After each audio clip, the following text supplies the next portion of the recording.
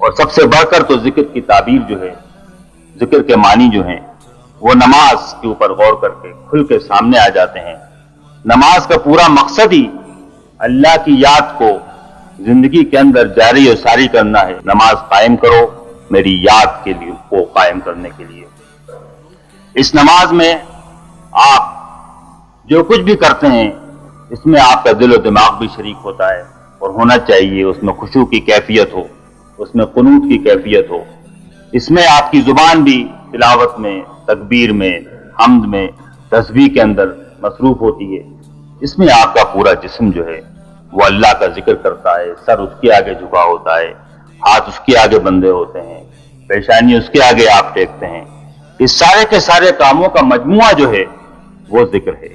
اسی سے اللہ کی یاد جو ہے وہ زندگی کے اندر قائم، جاری اور ساری ہوتی ہے۔ اور اسی لیے میں یہ کہتا ہوں کہ نماز کے معنی اور مفہوم کو جو پائے تو دراصل وہی ذکر کے پورے معنی اور مفہوم کو پا سکتا ہے۔